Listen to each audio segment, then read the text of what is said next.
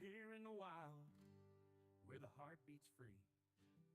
We're crafting our dreams, just my family and me. From sunrise to sundown, we're making our way, building our legacy, day by day. Welcome to the Wildheart Podcast, where passion meets purpose.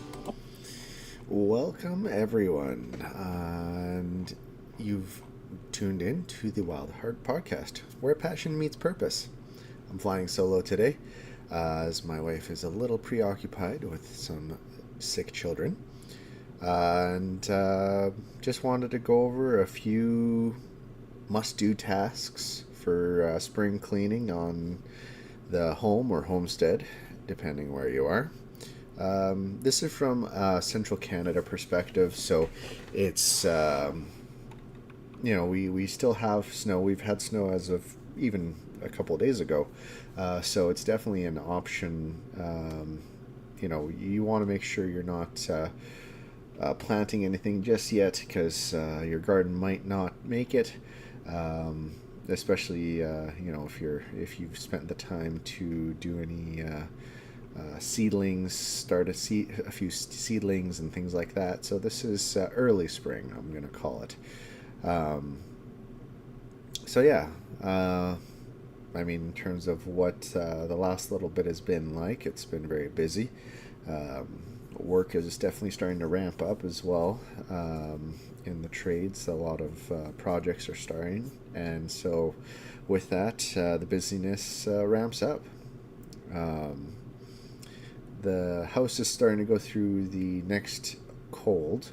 Obviously, right before Easter, it's not the most ideal time, but it is what it is, and the kids are taking it pretty well. Neither the wife or I have come down with it just yet, but you know how these things go with kids. Sometimes you get it, sometimes you don't. So let's jump into it with number one. This is actually something I did today, was check the sump pump. Make sure if you do have one, if you're in a flooded area or flooding area, check it, because there's oftentimes where either the breaker trips, it stopped working and you didn't realize it, and that water level is rising. And if you have a finished basement, or if you have a basement with anything that you care about it in there, you probably don't want it flooding, and the sump pump is your number one protection against that. So be aware if it's working. If you're not sure how to check if it works, there's plenty of YouTube videos, but to summarize verbally, you just kind of find the little float. Usually it's attached to a rod, or sometimes it's just a loose device. Basically, it's a switch. Once it gets up to a certain point, the pump activates and starts draining. Now, you don't want to run, if your sump pit is dry for some reason, you don't want to run that pump when it's dry. But if you're just checking to see if it is actually activating or working, a little bump shouldn't hurt it. But again, it's good to make sure that there's water in there. And if there's water, make sure you have power to your sump pump, making sure that there's nothing jamming up the outlet, there's no frozen ice on the discharge. Sometimes that happens over the winter. If, for example, you forgot to take off the hose off the sump pump, and you could always pour water in there as well, just to make sure you're not running the pump dry. Next, if you have a septic field or pipe, or somewhere where you've put hay bales or some sort of winter insulation, some people use all sorts of creative methods.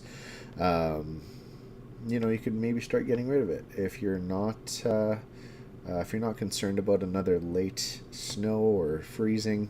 The ground should be thawed at this point. It's mid-April, so you can start getting rid of the hay bales or whatever you're using. You could put them back into storage if they're more permanent devices, or if they're hay bales, just taking them out. I just thought of this. I wonder if there's any good uses for reusing them. I mean, the whole burning thing is an option, but I can't imagine soggy hay burning very well or smelling very nice for that matter. But yeah, it could help. I'll contemplate on that one just to see if there's a better use for the soggy hail. But I mean, you know what? Compost. There you go, compost. If you compost it, I wouldn't dump it in a big compost. I guess it depends on your composting capabilities, but there's an option.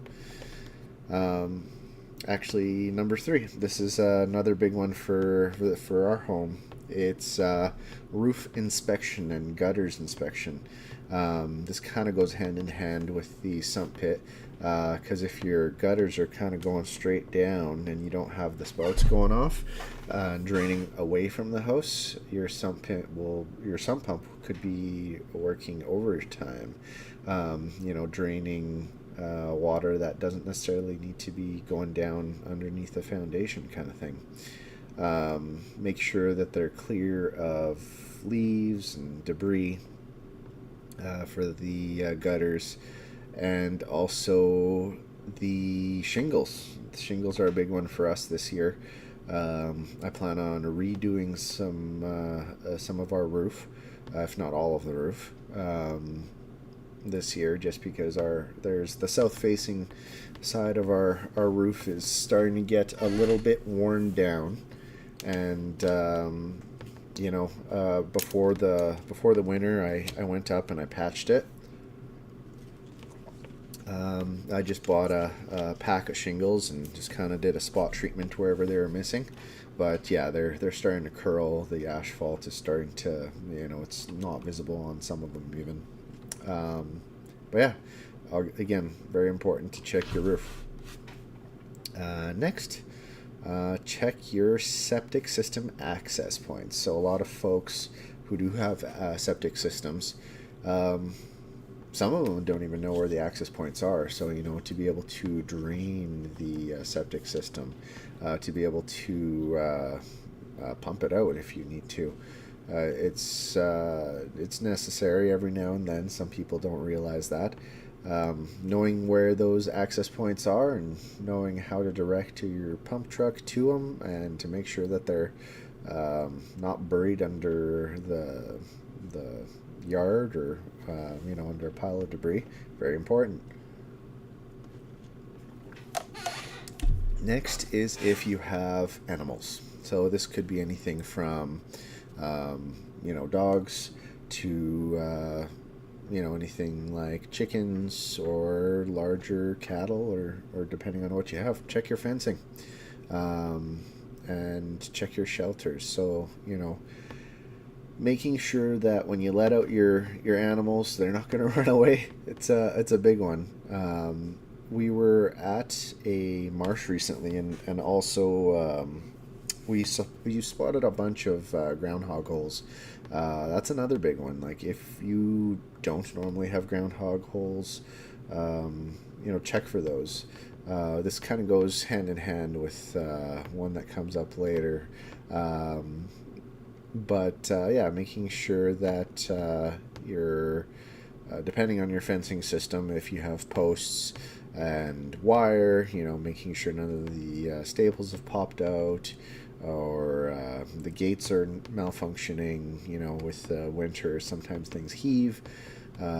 There's sometimes wind damage or shifting due to frost. So, make sure to tamp down the posts.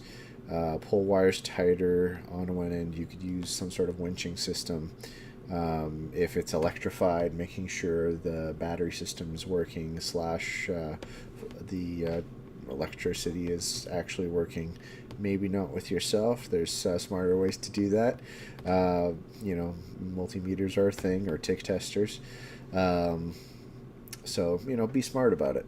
The next one, number 6, clean out your, well, in this case, you could either say chicken coop or livestock bedding, or even if you have a dog house, just clean it out, making sure that, over the winter, sometimes these chores can build up, especially if it's freezing out and, a lot of the cleaning gets shoved aside.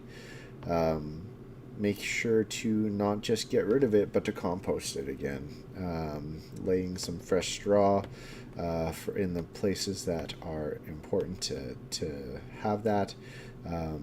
Opening the windows and venting things out, ammonia buildup can be pretty nasty sometimes. Even sanitizing, sometimes it makes sense just to sanitize with diluted vinegar or hydrogen peroxide solutions. If you have livestock or pets, generally it's good to keep them in good health. Spring is also a good time to start looking into your stores, whether it's your food stores, your water store, making sure that if you do have animals, your feed store, checking your tools, checking your all of your even your go bags, making sure that they're in order with updated information, things like that. Springtime, great time to starting to refresh and check things. Oiling tools, things that need it. Always a great time. As it warms up, it's great to be outside. And gardening. So while, depending on where you are with your garden, if you haven't started seeds, start the seeds that need to be started. Check what seeds do need to be started, because I know I've made that mistake where I'm starting carrots in when I should just be direct planting. Just check your. We had mulch on our raised beds. So clearing that off, we burnt all the mulch. We'll get fresh mulch when we start planting, and just making sure your garden is working. So we have a raised bed, but it's also a self-watering. So the way we did it is we cut a big water pallet in half. So we had 2 halves of the container. I put 2 fittings with an L, basically attach that into the side of the container. It's you could pop it out and in. Essentially, that'll keep the water level.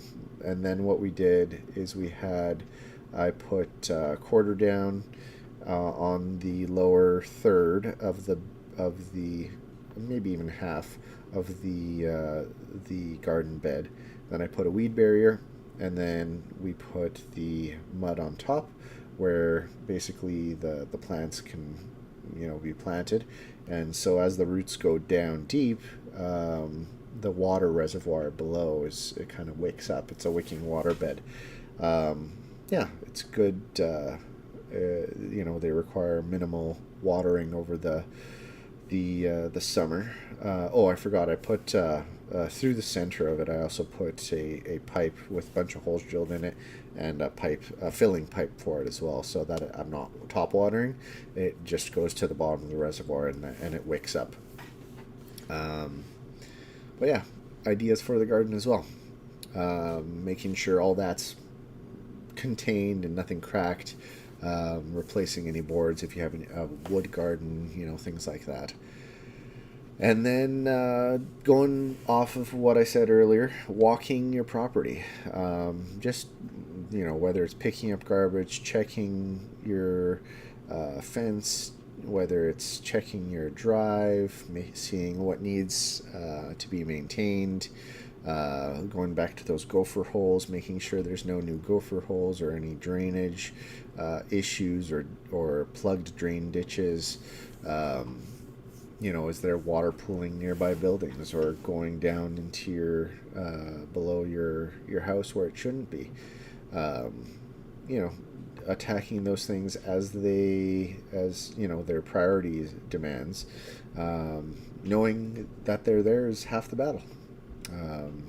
And finally, number 10, planning for this kind of goes hand in hand with walking with your property, but planning budget for repairs and improvements. So for us, the big budget expenditure is going to be that roof. Getting the shingles, doing the work, budgeting for whether it's the garbage removal, and potentially doing a backyard, redoing it, making it a little bit more kid friendly, and doing things like that. For us, that's those are kind of the big plans for this year. There's a few things on the inside of the house as well that need to be finished, but checking your inventory, seeing what you have in terms of paint, lumber, fasteners, and just prioritizing what's most urgent and impacted on the home or homestead. Just having a loose timeline even at first, just see, if you could beat the spring rush or match the sale times. So right now, over the winter, generally for us, everybody's doing inside bathroom renos or basement renos.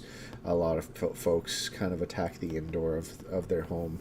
And then as spring comes around, a lot more people are starting to do the exterior. So, whether it's their backyard, front yard, roof, siding, things like that, especially after the winter, depending on how intense it was, those are the projects that start happening. Even full build projects start getting ramped up. This is the time of year where everything's kind of go, and you're getting things done. So at the end of the day, this is just a top 10 list. I'm sure there's 100 more things that you could add to it. This is just kind of a preliminary thing. So just to go through the list again, number 1, checking your sump, pump, or pit. Number 2, removing your winter insulation over your septic fields or hay bales. 3, inspecting roof and your gutters. Number 4, checking your septic system access points. Number 5, examine your fencing and animal shelters. And then number 6, cleaning out your chicken coop, livestock bedding, or animal housing. Number 7, check stored feed, seeds, and tools. Number 8, prepping the garden beds. Number 9, walking your property. And number 10, planning and budgeting for repairs and improvements. So that's a rough list of everything that you can do to, spring clean and check on your homestead. If you found this list helpful, let me know in the comments, and we'll be glad to respond back. And we do this every 2 weeks. We do a live podcast. Sometimes it's me and the wife, and I aim to have interviews come up in the near future. So stay tuned. We do this every second Wednesday. So 2 Wednesdays from now, we will be live again, but we post on the regular basis. So thanks again for tuning in. We'll see you next time. Out here in the wild, where the heart beats free, we're crafting our dreams, just my family and me. From sunrise to sundown, we're making our way, building our legacy, day by day.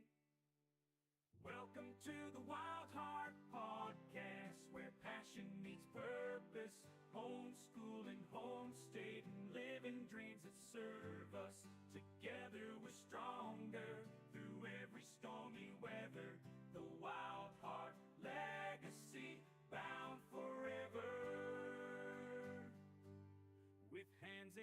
soil and love in the air. We're teaching our young ones how to live and care in this simple life where the lessons are real. We're writing our story with every turn of the wheel. So join us on this journey where the wild hearts roll in the wild